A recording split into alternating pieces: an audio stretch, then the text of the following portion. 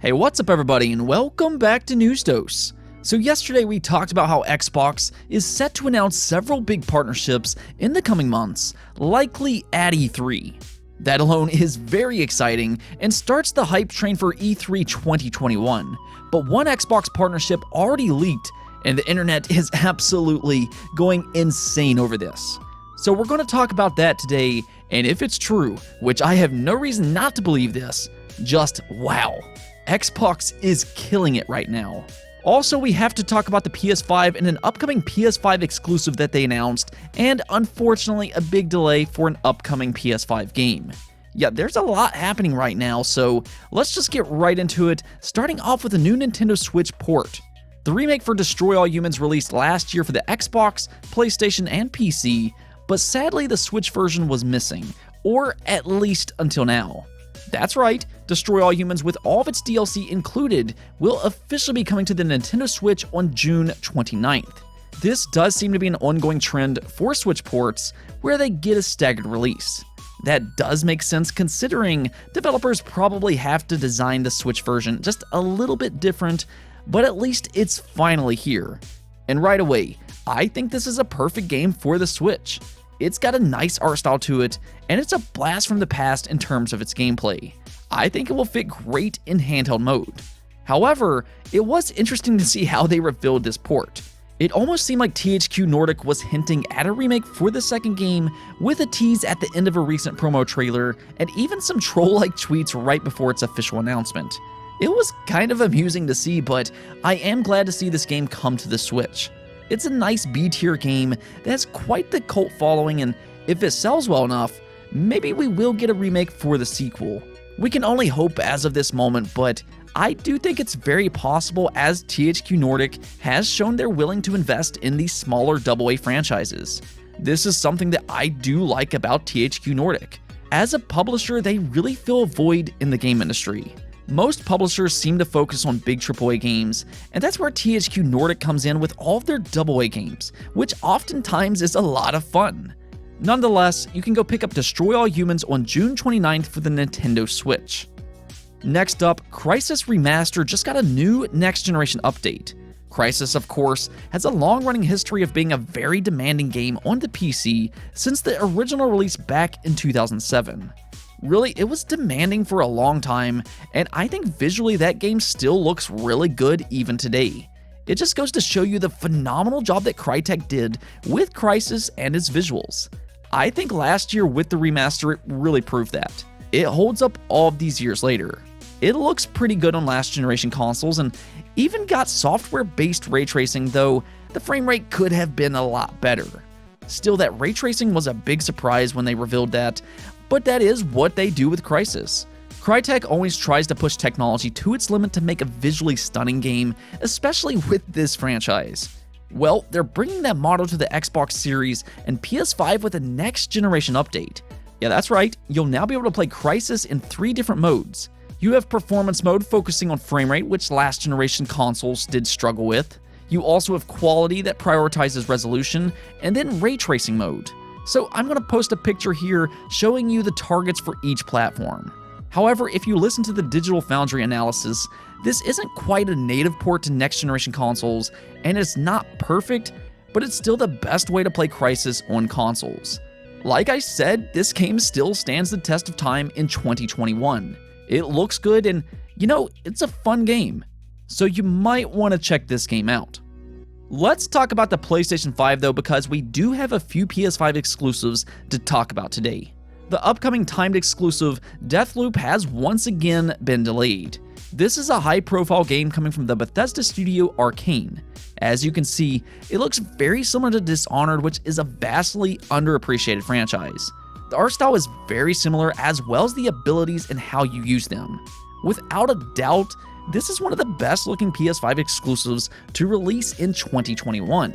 Arcane Games doesn't always necessarily put up huge numbers in terms of sales, but they, however, consistently put out high-quality, top-tier games, and I expect them to do that once again with Deathloop. So I'm sure this delay will be very beneficial when all is said and done. It was originally slated to release on May 21st, but now it's being pushed all the way back to September 14th. That's quite a long delay, but this is rather expected. We've been seeing a lot of delays this year as developers cope with their new work conditions, and these AAA game studios have struggled to keep these games on schedule. Honestly, it's a very understandable situation. Now, I know it's disappointing, but at the same time, you have to understand things have not been easy on these developers for the last year. Truthfully, this will not be the last big delay we talk about in 2021. It's inevitable and you might as well expect it, but I have noticed here recently that the game community does seem to accept these delays a little better now because of what happened with Cyberpunk 2077. That was a game that clearly could have benefited from a delay, and I think while that whole situation is disappointing, it was good for the game community in the sense that they now understand why games are delayed, and other publishers are using it as an example to make their own games better day one rather than just rushing them to the market. Back to Deathloop though. This delay doesn't just affect PS5 players. The Xbox crowd should be paying attention to this as well. This is technically a first-party Xbox game now that Xbox owns Bethesda. It is a timed PS5 exclusive and it will come to Xbox after that deal expires. It being a first-party game as well means that Deathloop will launch right into Xbox Game Pass day one. Yeah, this will be a big Game Pass game when it does eventually come to Xbox, and with each delay for the PS5 means a delay for the Xbox version as well, so do keep that in mind. Nonetheless, let's look forward to this game when it does release later this year on September 14th. Now, we do have another PS5 exclusive to talk about, and this is a strange story, which I will get into here in just a moment. So PlayStation decided to tease an upcoming first-person survival horror by the name of Abandoned. This is supposed to be like a cinematic survival horror experience with an open world that focuses on realistic survival gameplay. On paper, it sounds pretty interesting actually, and the good news is that it is set to release sometime in the last quarter of 2021. So you should expect to see a lot more about this game in the coming months.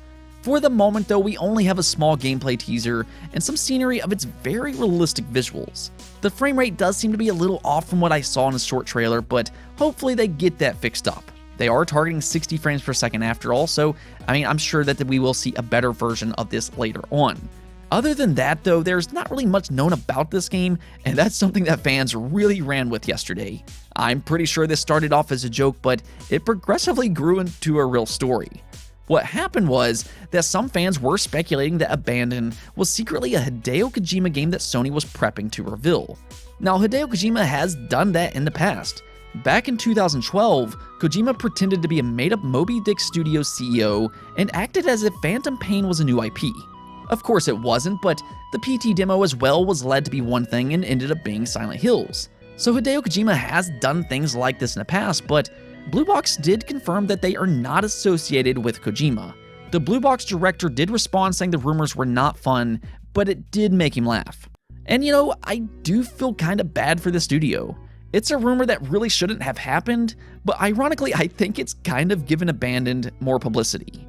I've seen Abandoned get a lot of coverage in the last day because of this whole story, and because of the next topic that we're about to talk about.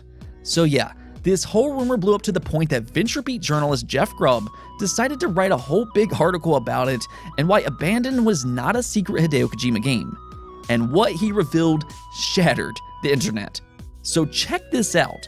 According to Jeff Grubb, which has really built his reputation up into last year with accurate leaks, claims that Hideo Kojima is actually in talks with Xbox to publish his next game. Now, there were already some rumors about this because Phil Spencer had recently appeared on stream with a Kojima statue next to the Xbox logo on his shelf. Phil Spencer does tease things by doing things like this. Just to name a few, Phil Spencer teased Battletoads well before its announcement by wearing a Battletoads t-shirt at E3. He also had the Xbox Series S on his shelf in a video before that was revealed. So he does like to toy with his fans by putting out clues on some upcoming games or partnerships. The thing about this particular tease though was that it was so obvious that it came off as being a big troll. A lot of people, including myself, just kinda saw it and thought that it was nothing more than him trolling.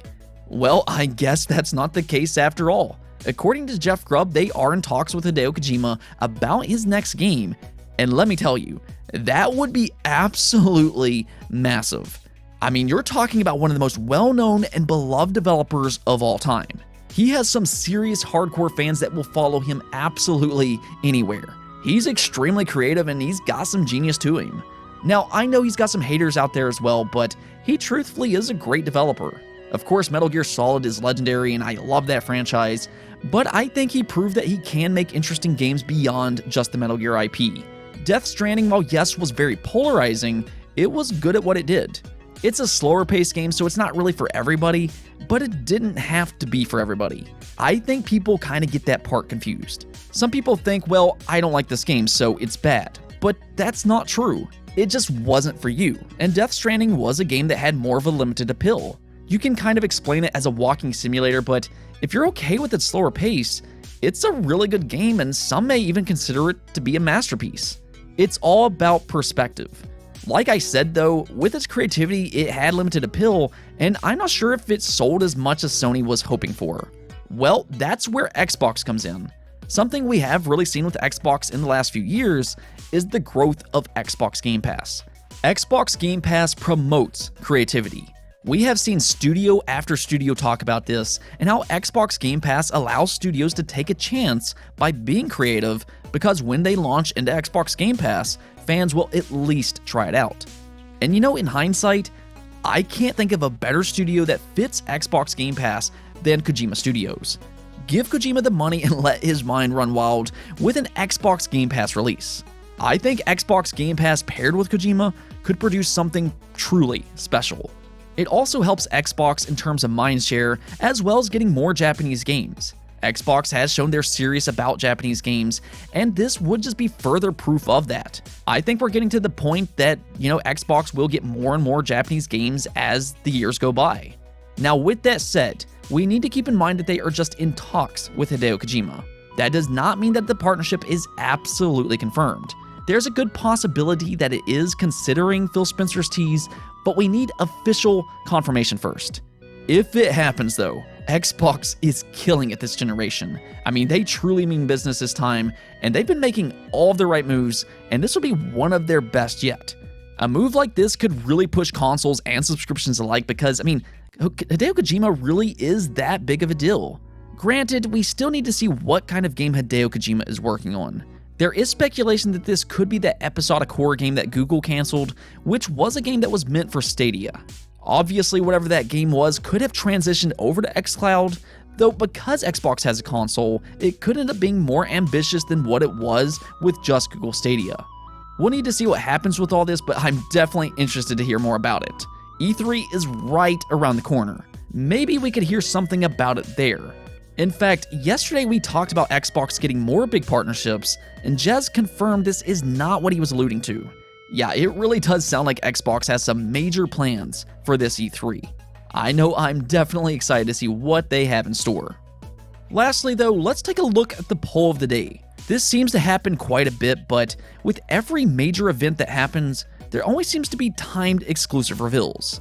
All the platform holders seem to do it, and it even happens on PC storefronts now. Some publishers do seem to do it a little bit more than others though. PlayStation and the Epic Game Store seems to get a lot of these big timed exclusives, and I wanted to know, does these timed exclusives bother you at all? And well, 63% of you said that yes, they do bother you. Some of you said it was annoying and pointless because you'll just wait for said game to be available on your preferred platform, while others took the more optimistic route and said it just gives them more time to play through their backlog. I do like that response, but yeah, I get the frustration over timed exclusives. Now, I do get it from a business perspective though. For you all that follow game news are well informed on the situation, so a lot of the times fans that are well informed will just wait it out. However, not everybody is well informed on what's a timed exclusive. Not everybody follows game news. Also, for people who have multiple platforms like myself, we'll just buy said game for whatever console it comes out on first. So in that sense, timed exclusives do what they're supposed to do. At the same time though, I do agree with you all. I'm not really a huge fan of timed exclusives regardless of who's doing it. They're just kind of annoying really.